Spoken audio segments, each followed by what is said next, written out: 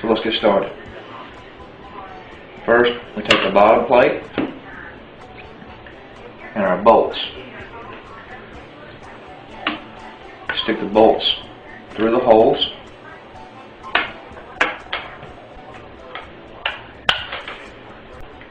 This is just to make it easier to flip it over.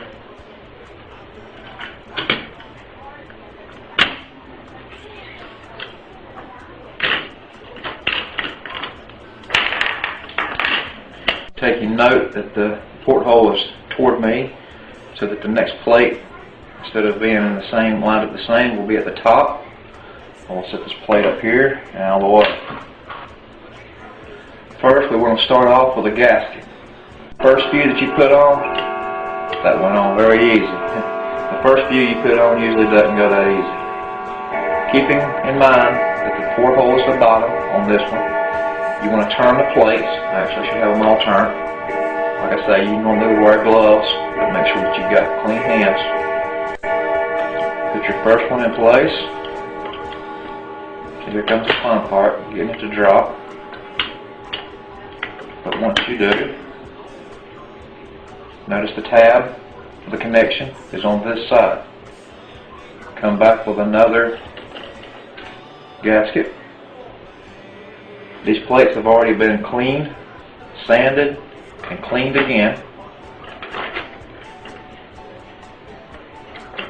Come back with a second plate. Drop it down. Go with another gasket. Another plate. Alternating every other plate. You could put all the connections on one side, but that would not give you enough room to make your connections, your electrical connections. We want to use 10 gauge wire so it won't get hot. Go with another gasket. Another plate.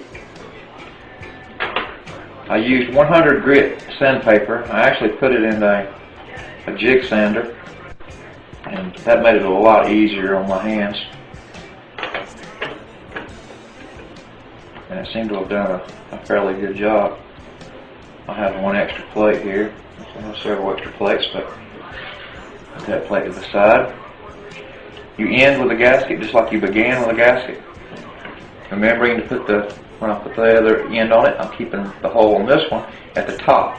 Remember, the other one was at the bottom. That's for the fill up. This is for the exhaust side. This is where the gas is coming out of. Come back and put washers. You can use lock washers, but I'm using just small fender washers for now.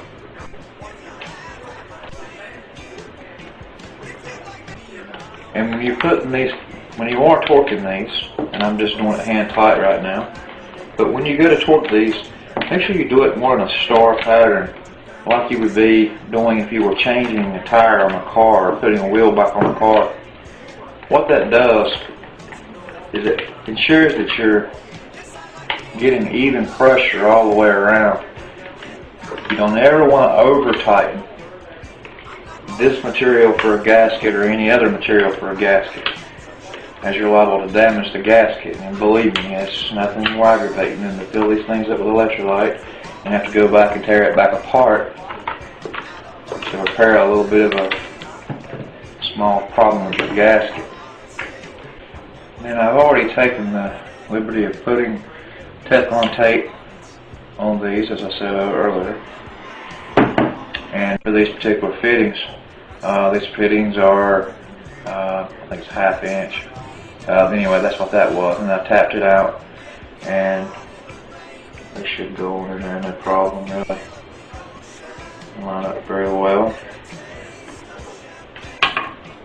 And once you put the Teflon tape on there, there's nothing like a trusty Craftsman 5/8 wrench.